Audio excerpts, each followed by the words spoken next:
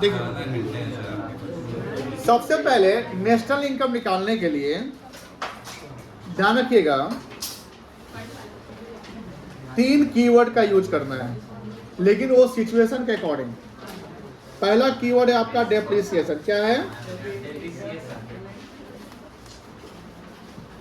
दूसरा कीवर्ड हम एनआईटी ले लेंगे और तीसरा कीवर्ड एनएफआई है। ठीक है, अब बताओ डेप्रिसिएशन का यूज कब होगा? ग्रॉस और नेट के बीच के रिलेशन को, जी और एन, कोई दिक्कत नहीं है। एनआईटी का यूज कब होगा? नेट इनडायरेक्ट टैक्स का यूज कब होगा? जब एमपी और एफसी के लिए बोलो हाँ ना। और एनएफआई का यूज कब होगा? डोमेस्टिक और नेशनल के बीच का। फॉर्मूला पता होगा। डेप्रिसिएशन अगर निकालना है, नेट निकालना है तो ग्रॉस माइनस डेप्रिसिएशन करेंगे। अगर हमको एफसी निकालना है तो एमपी माइनस एनआईटी होगा, बोलो हाँ ना। और अगर एमपी निकालना है तो एफसी प्लस, इस पे एग्जांपल भी हम आप लोगों को समझाए तो याद होगा। एनआईटी 2 चीज का कॉम्बिनेशन होता है। एनआईटी का निकालना है तो कैसे निकलेगा?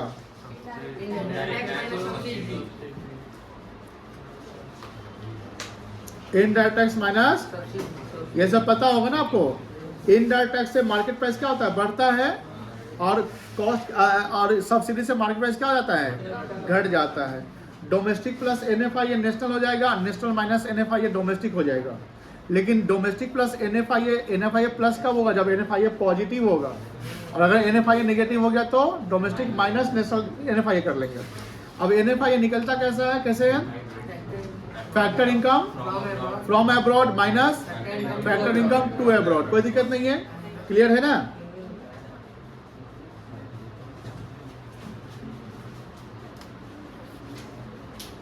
ये क्रक्स ये सब हम समझा दिया था आप लोगों को, यही ना? बोलो हाँ ये ना। अब देखो ध्यान से,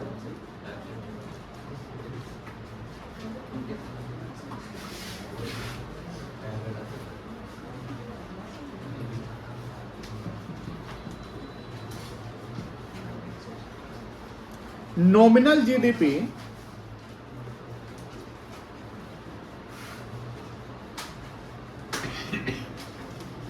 ध्यान सुनिएगा, एंड कल किसी भी हालत में ये चैप्टर का कंप्लीट फेयर आपके पास होना चाहिए। चाहे आप कितना भी समय लगाए, आप कंप्लीट करके दिखाएंगे। जो भी टाइम लगे लगा लीजिएगा। देखो ध्यान से, सुनो ध्यान से। हैंड रिटन वाला का प्रिंट आउट नहीं चलेगा। आप जो नोट्स गया उसका प्रिंट आउट चल सकता है। ये जो हैंड रिटन जो नोट्स गया हुआ होगा इसका प्रिंट आउट नहीं है, हैंड रिटन होना चाहिए। देखो सुनो ध्यान से। इकोनॉमिक्स में जब देश की यानी वर्ल्ड की इकोनॉमी की हम बात करते हैं तो जीडीपी की बात करते हैं। किसी भी कंट्री का ग्रोथ जीडीपी से पता चलता है। जीडीपी, डी मतलब डोमेस्टिक टेरिटरी है ना। यानी हम कह सकते हैं कि जीडीपी का मतलब market value of final goods and services produce word लिखा हुआ है, सेल नहीं, produce during 1 accounting year with in the domestic territory of a country. मान लो किसी कंपनी ने 10 लाख यूनिट प्रोड्यूस किया और उसने 9 लाख यूनिट बेच दिया, तो जब जीडीपी की हम कैलकुलेशन की बात करेंगे तो 9 लाख यूनिट पर नहीं करेंगे। कितना पे करेंगे? 10 लाख पे, जितना आपने प्रोडक्शन किया है। और प्रोड्यूस को हम बोलते हैं आउटपुट। क्या बोलते हैं? आउटपुट। तो जीडीपी का मतलब किसी भी कंट्री का ग्रोथ चेक किया जाता है कि कितना परसेंट से आपका ग्रोथ हो रहा है। यानी जीडीपी जो प्रीवियस ईयर था उससे कितना परसेंट इस साल जीडीपी आपका ग्रो हुआ है। अब इस जीडीपी में आप जब जीडीपी को कैटेगराइज करते हैं तो एक नॉमिनल जीडीपी आता है और एक रियल जीडीपी आता है। बहुत इजी टॉपिक है। इस नॉमिनल जीडीपी और रियल जीडीपी के बीच का जो एक रिलेशन, जो एक मतलब जब इसको मिलाते हैं तो एक रिजल्ट आता है जिसको बोलते हैं इन्फ्लेशन या प्राइस इंडेक्स या जीडीपी डिफ्लेटर। जीडीपी डिफ्लेटर या प्राइस इंडेक्स या इन्फ्लेशन। सर जो नॉमिनल जीडीपी और रियल जीडीपी में अंतर क्या है कि नॉमिनल जीडीपी जो कैलकुलेट करता है वो हर साल जो कमोडिटी गुड्स और सर्विसेज उसके करेंट मार्केट प्राइस पे कैलकुलेट करता है। करेंट मार्केट प्राइस का मतलब हुआ कि मान लो कि हम 24-25 का जीडीपी कैलकुलेट किए तो इकोनॉमी में यानी एक नेशन में मतलब एक राष्ट्र में कितने कमोडिटी का कंजम्पशन या डिमांड हुआ है।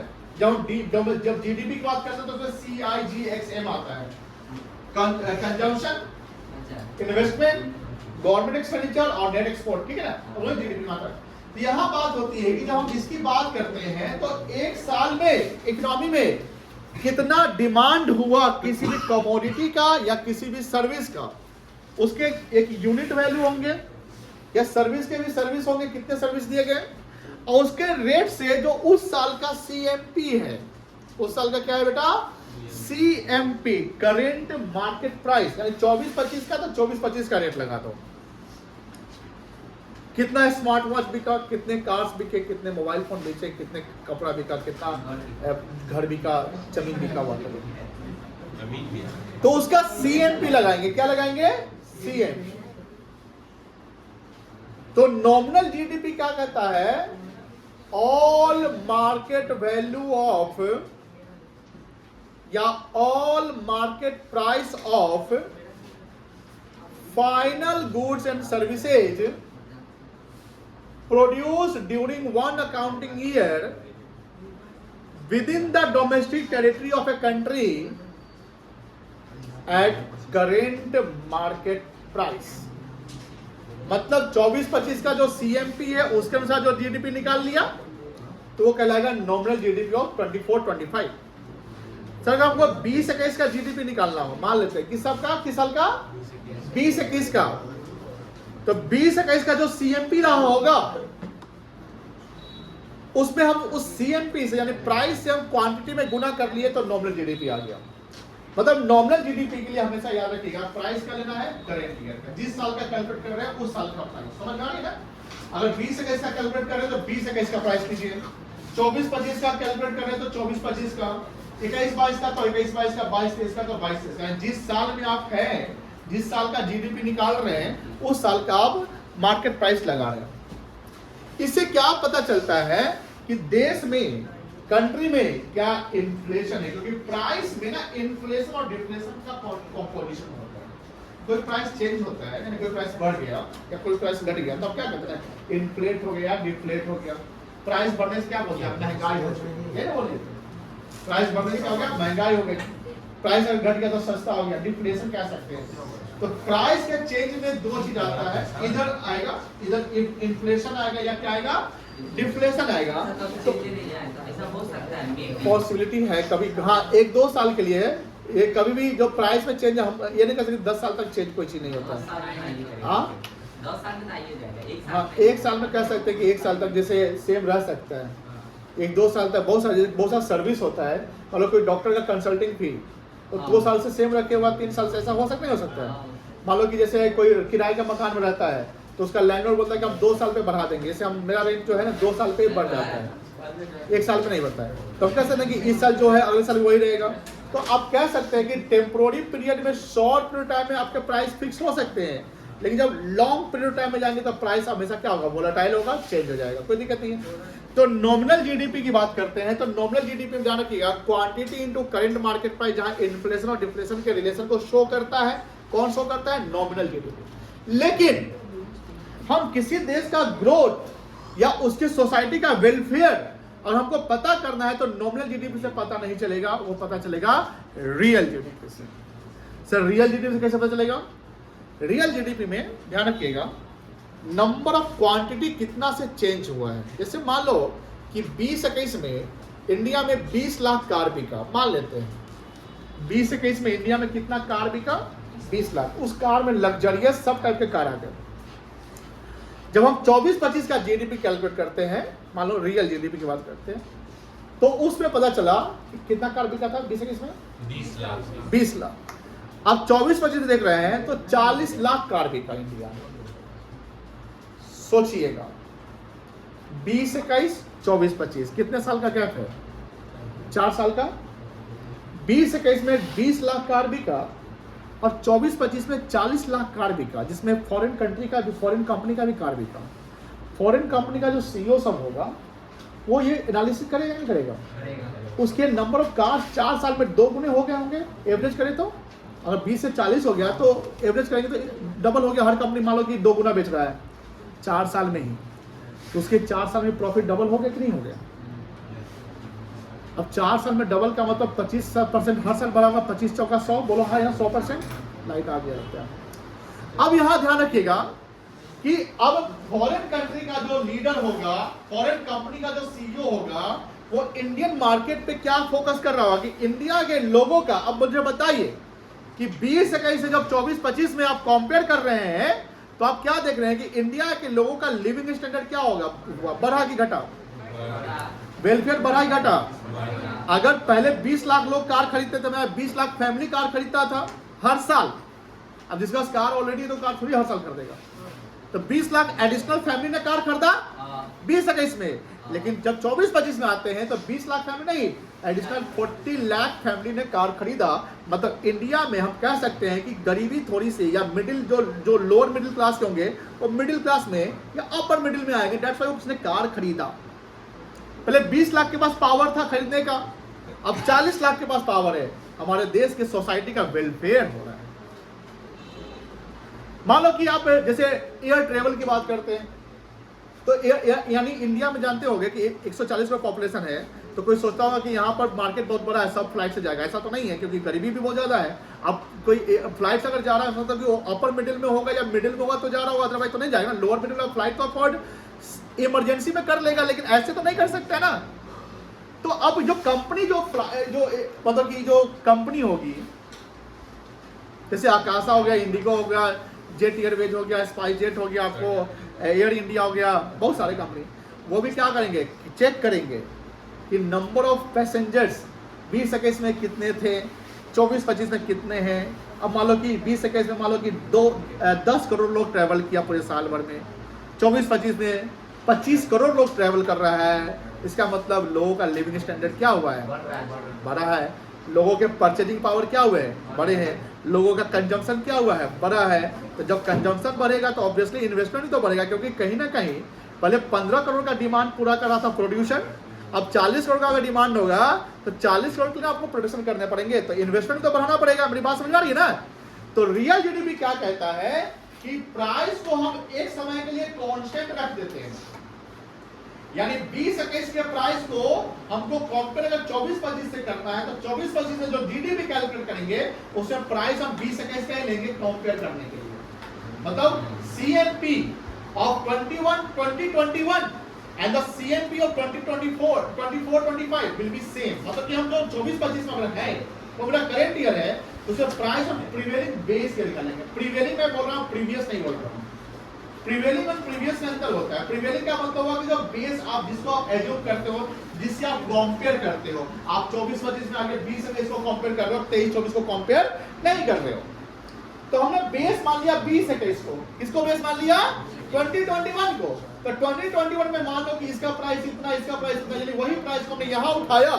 तो अब मुझे क्या पता चलेगा कि प्राइस को जो हम वही मानते हैं, कांस्टेंट मानते हैं, तो क्वांटिटी में कितना बदलाव आ रहा है।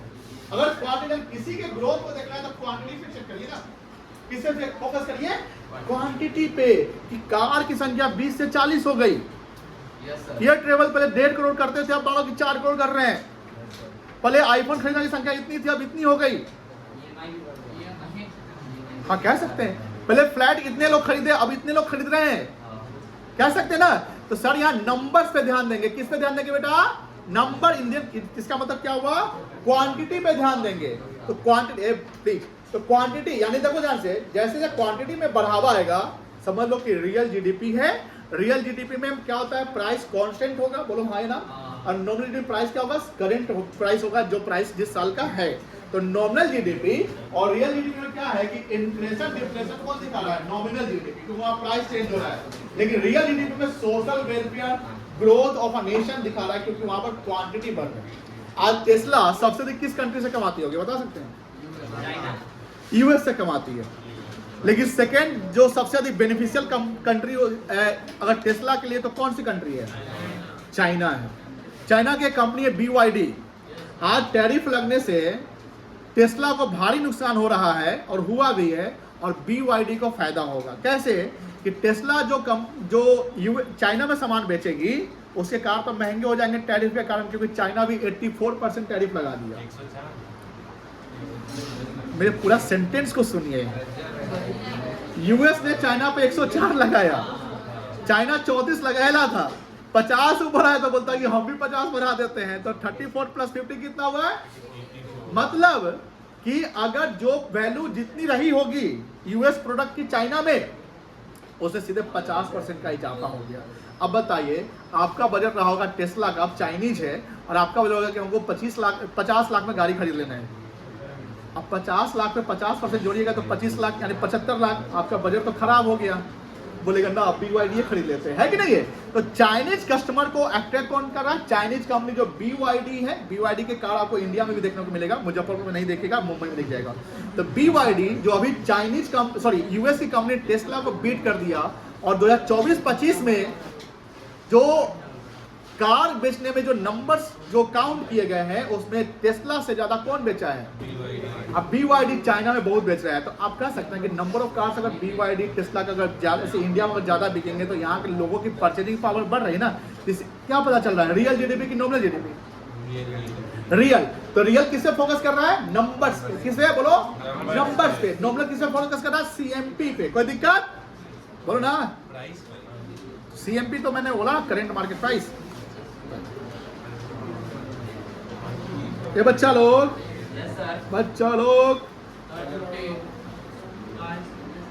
थोड़ा था बहुत पेंडिंग है अभी।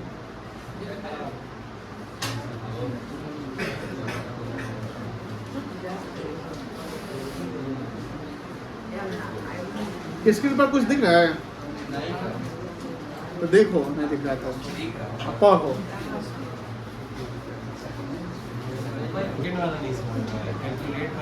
मेजरमेंट वाला ये अभी हम बताएं, जहाँ तक ठीक लगा वहाँ तक आ गया होगा। देखो है नॉमिनल GDP में क्या देखना है? Price, current market price. बोलो हाँ है ना। और डी मतलब डी मतलब इतना का है? तुम सरप्राइज हुआ। डी फॉर डोमेस्टिक बोलोगे? डी देखो, nominal GDP measures the total value of all final. या वर्ड क्या लिखा हुआ है? अब इसका हम फोकस इसलिए करवा रहे हैं कि आगे आने वाले चैप्टर में इंटरमीडिएट कॉस्ट दिखेगा या इंटरमीडिएट गुड्स दिखेगा, तो इंटरमीडिएट गुड्स या इंटरमीडिएट कॉस्ट का वैल्यू नेशनल इनकम में नहीं लिया जाता है, उसको एक्सक्लूड करते हैं, बिकॉज वो ऑलरेडी इंक्लूडेड रहता है किसमें? फाइनल वाले में। आपने चैप्टर 2 भी पढ़ा होगा, उसमें डिफरेंस पढ़ाएंगे इंटरमीडिएट गुड्स और फाइनल गुड्स का। तो इंटरमीडिएट गुड्स का कॉस्ट जो है नेशनल इनकम में नहीं छूटता है। तो चैप्टर 1, 2 एंड 3 तो मोस्ट इंपॉर्टेंट है चैप्टर 4 के लिए। चैप्टर 3 जिसने नहीं देखा, ध्यान दिया, चैप्टर 4 हो जाएगा माथा का दर्द। देखो ध्यान से, nominal GDP measures the total value of all final goods and services. Produced, यहाँ वर्ड क्या लिखा हुआ है? प्रोड्यूस, सेल नहीं लिखा हुआ है। सर प्रोड्यूस और सेल में अंतर है, एकदम अंतर है। मान लो कि हमने 10 लाख प्रोडक्शन किया, अभी जस्ट बताए थे, 9 लाख बेचा, कितना स्टॉक बच गया? तो हम जब GDP का कैलकुलेशन करेंगे तो 9 लाख जो सोल्ड यूनिट हुआ उस पे कि 10 लाख जो बना है यूनिट उस पे 10 लाख पे। किस पे बेटा? 10 लाख पे। कोई दिक्कत? Produce within an economy. Within an economy का मतलब क्यों? क्योंकि डी है, ठीक है ना। In a given period of time during the current market price during that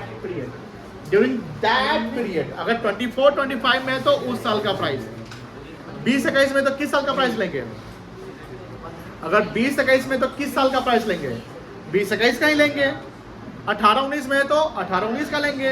current market price of that period, वो क्या है? Nominal GDP। क्या है बेटा?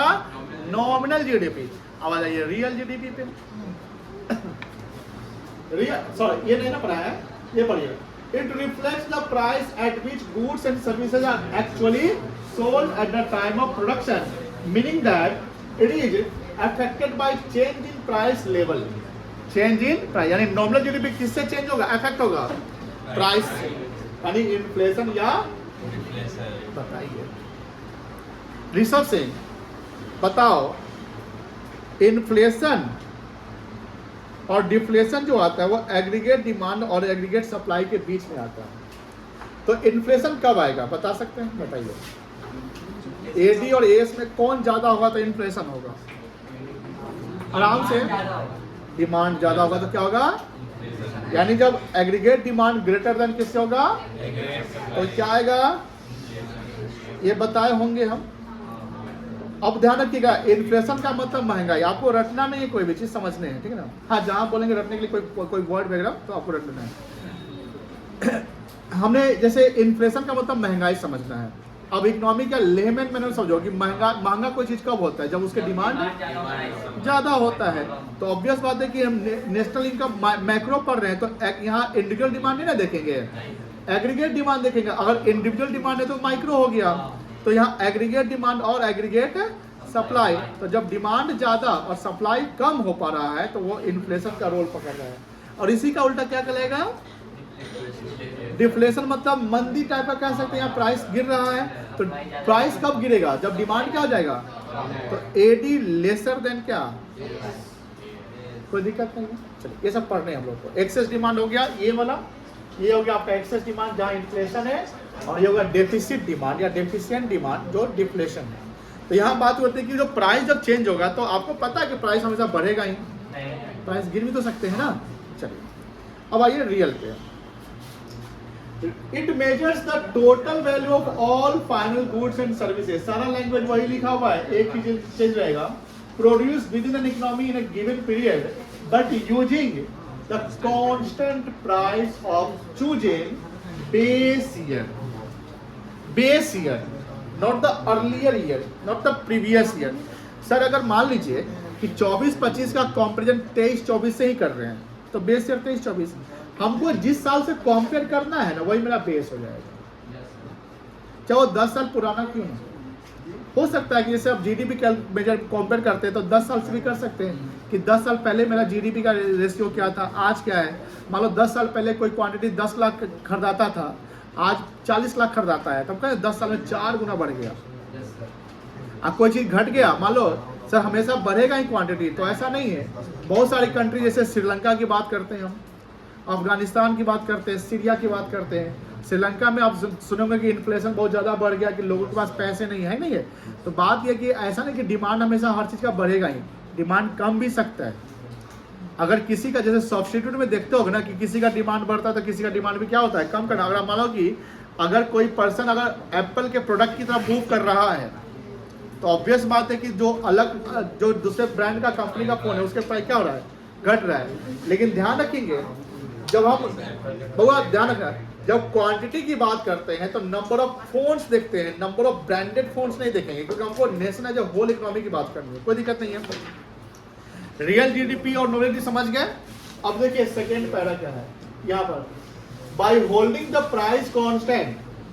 प्राइस कांस्टेंट किस में रहेगा बेटा, बोलो ना जोर से। रियल जीडीपी शोज द, ये लाइन बहुत इंपॉर्टेंट है, real GDP shows the actual change in the quantity of production. That is, the real GDP shows the growth of the economy without being distorted by change in the price. यानी price का कोई छेड़छाड़ नहीं करना है, हमको सिर्फ quantity देखना है कि क्वांटिटी में कितना बदलाव आया है। अगर ज़्यादा नंबर ऑफ क्वांटिटी अगर बाई हो रहा है या जो नेसेसरी प्रोडक्ट है उससे लग्जरियस प्रोडक्ट की डिमांड ज़्यादा हो रहा है, अगर लग्जरियस प्रोडक्ट का डिमांड ज़्यादा हो रहा है मतलब देश में लोगों के इनकम बढ़े होंगे। मतलब कि प्राइस को देखना ही नहीं है, प्राइस हम बेस, हाँ प्राइस को यहाँ पर इग्नोर करके चलेंगे। प्राइस को हम इग्नोर करके क्वांटिटी देखना है कि पहले आपके घर में कितने सामान खरीदाते थे, आप कितने खरीदा रहे हैं। 10 साल में प्राइस तो चेंज होता ही है, प्राइस चेंज होता है, प्राइस चेंज होता है तो नॉर्मल की बात हो गई कि प्राइस चेंज होने पर आप कितना खरीदे। हो सकता है प्राइस नहीं, क्वांटिटी देखने हैं। क्या देखना है, क्वांटिटी, कि आपने कितना फ्लैट्स, नंबर ऑफ फ्लैट्स खरीदा, कितना ये खरीदा, वो खरीदा। कोई दिक्कत नहीं है, समझ गए की डिफरेंस पढ़े थे यहाँ तक। अब खुद से पढ़ो तो समझ में आ जाएगा मेरे ख्याल से। हो गया, उसके आगे समझ नहीं आ रहा। आगे कल समझाते हैं। आज तो आज खत्म कर नहीं हो पाएगा, नहीं हो पाएगा। 9 बज गया, अभी 9 बजे कराना है। कल कौन सा दिन है? फ्राइडे। कल आप लोग इस सब का नोट्स लिख के आइए, कल इसको और कल कराना है। क्या बोले बेटा? नहीं, जोर से बोलिए। No no no, Friday, Friday.